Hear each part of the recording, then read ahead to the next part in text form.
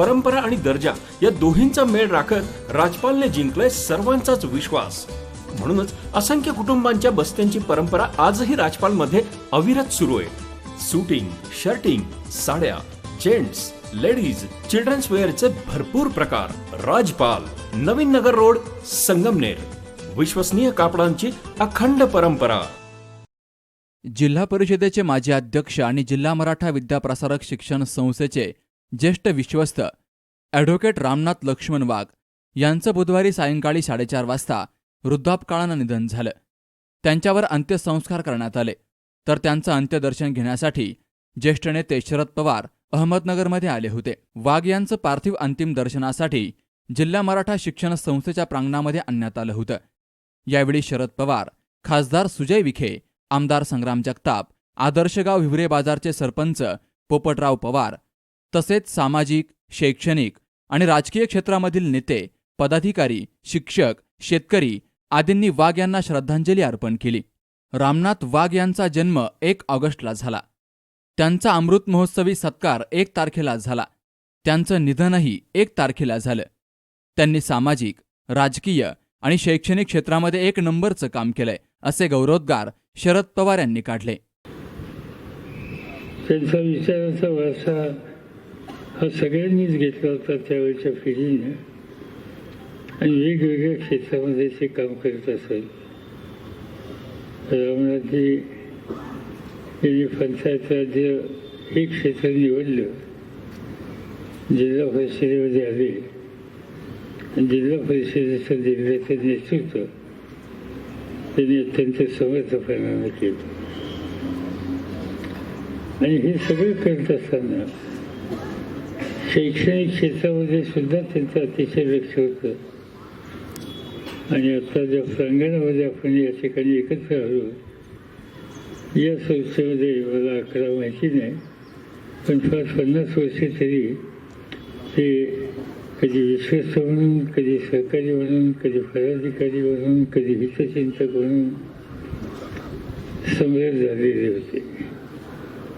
की ही ज्ञानगंगा शेवटच्या माणसाच्या झोपडीपर्यंत फेटली पाहिजे, पोचली पाहिजे, ही जी अपेक्षा होती, त्या अपेक्षेला अनेकांनी प्रेरणा दिल्या. मग महात्मा ज्योतिबा फुले असोत, आंबेडकर असोत, कर्नल भाऊराव पाटील असोत, अनेकांची नावं घेता येतील. अशांच्यापासून प्रेरणा घेऊन याही क्षेत्रामध्ये रामनाथजींनी फार लक्ष केंद्रित केले होते. एक अत्यंत सुस्वाभाविक, व्यक्तिगत आणि सार्वजनिक जीवनामध्ये अतिशय स्वच्छ आचरण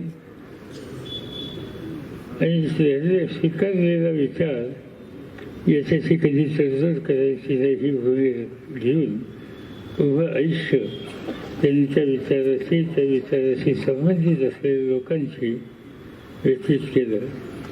असे आपल्यामध्ये नाही आहेत, पण एका कर्तृत्वान, निगर्वी आणि निस्वार्थी अशा प्रकारच्या व्यक्तिमत्वाला आपण मोकलो याचं साहजिकच दुःख आहे.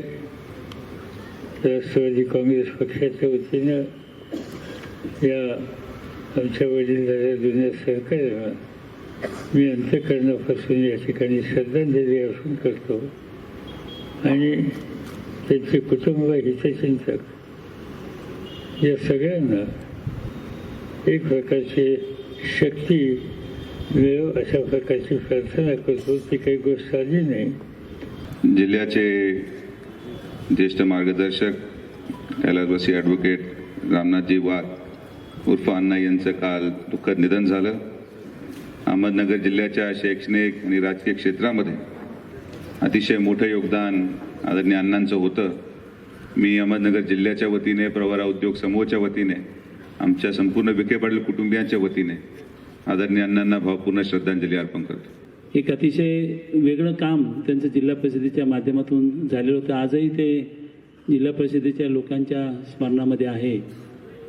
त्याचप्रमाणे शैक्षणिक क्षेत्रामध्ये मराठा विद्याप्रसारक समाज या संस्थेमध्ये त्यांनी अत्यंत भरीव असं योगदान दिलेलं आहे.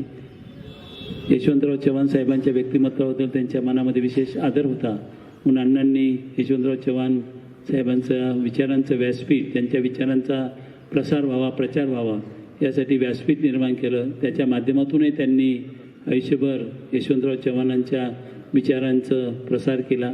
असं एक अण्णांचं, रामनाथजींचं व्यक्तिमत्व हे आपल्या सर्वांना मार्गदर्शन करणारं होतं. अहमदनगर जिल्ह्याचे ते ज्येष्ठ नेते होते.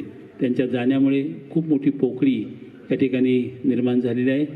त्यांच्या या सर्व दुःखद जाण्यामुळे आपण सर्वजण अत्यंत दुःखी आहोत. विशेषतः वाघ परिवार अत्यंत त्यांच्यावर मोठं दुःख कोसळलेलं आहे. या दुःखातून सावरण्याची शक्ती ईश्वराने वाघ परिवाराला द्यावी अशी मी प्रार्थना करतो. आणि आदरणीय ॲडव्होकेट रामनाथजी वाघ साहेब यांच्या पवित्र स्मृतीला कोटी कोटी प्रणाम करतो. आज देखील जीवनामध्ये त्यांच्या विचारानं आज अनेक जण या संस्थेमध्ये देखील आपण जर काम पाहिलं तर निश्चितच एक अत्यंत चांगल्या प्रकारची टीम उभा करणं, या संस्थेचा कारभार जिल्ह्यामध्ये ग्रामीण भागांच्या तरुणांकरता कुठेतरी ग्रामीण भागात आमचा तरुण मुलगा असेल, तरुण मुलगी असेल, ती शिकली पाहिजे आणि त्याच्या माध्यमातून कुठेतरी समाजाला एक चांगल्या प्रकारची दिशा ही जर ग्रामीण भागातल्या विद्यार्थ्यांकरता जर आपण काम केलं तर निश्चित तो कुठेतरी एक चांगल्या रीतीने पुढे जाऊ शकतो. अशा प्रकारचा एक वेगळा विचार त्यांनी खरं तर समाजामध्ये मांडला आणि आज अशा प्रकारचं एक व्यक्तिमत्व आज आपल्यातून गेलेलं आहे. निश्चित या संस्थेला असेल, जिल्हा परिषद असेल, नगर जिल्ह्यामध्ये त्यांनी जे काही काम उभं केलेलं आहे तर अत्यंत त्या सर्व काम असेल किंवा त्यांच्याबरोबर जे सहकारी असतील ज्यांनी काम केलं आहे, निश्चित त्यांना फार मोठी उणीव येत्या काळामध्ये देखील भासणार आहे. आमच्यासारख्या तरुणाला देखील ज्या वेळेला ते कुठल्या तरी कार्यक्रमात, सार्वजनिक कार्यक्रमामध्ये भेटत असेल तर निश्चित काही ना काही सूचना मांडण्याचं काम असेल, नवीन दिशा देण्याचं काम असेल, हे त्यांनी निश्चित सातत्याने केलेलं आहे. आम्हाला देखील त्यांची खरं तर आठवण इथून पुढच्या काळामध्ये देखील अशाच प्रकारे येत राहील आणि निश्चित येणाऱ्या काळामध्ये एक चांगला विचार घेऊन त्यांच्या विचारानं कुठेतरी काम करण्याचा प्रयत्न आम्ही या ठिकाणी करू. त्यांना मी आपल्या सर्वांच्या वतीनं, नगरकरांच्या वतीनं भावपूर्ण आदरांजली व्यक्त करतो. अण्णांना अखेरची आदरांजली अर्पण करण्यासाठी या ठिकाणी उपस्थित आहोत.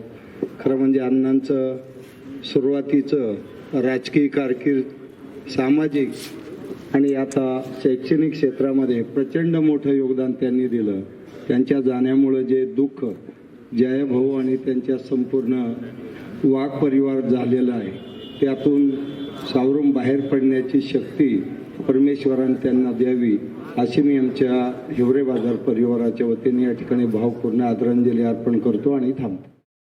ॲडव्होकेट वाघ यांचं वय 87 वर्ष होतं. ते मूळचे राहुरी तालुक्यातील वांबोरी येथील शेतकरी कुटुंबातील होते. तर वाघ यांनी जिल्ह्याच्या सामाजिक, शैक्षणिक आणि राजकीय क्षेत्रामध्ये विकासात्मक कामं केली. 1972 मध्ये ते जिल्हा परिषदेचे अध्यक्ष होते.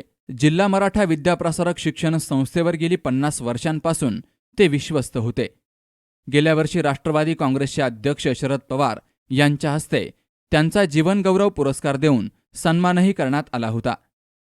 यशवंतराव चव्हाण व्यासपीठाचे अध्यक्ष म्हणून त्यांनी काम केलं. या माध्यमातून त्यांनी व्याख्यानमाला उपक्रम राबवले. तर वळून पाहताना हे त्यांचं आत्मचरित्र आणि कृतार्थ जीवन प्रवास या 2 पुस्तकांचं त्यांनी लेखन केलं. दीपक कासवासह शुभम पाचरणे, सी न्यूज मराठी, अहमदनगर.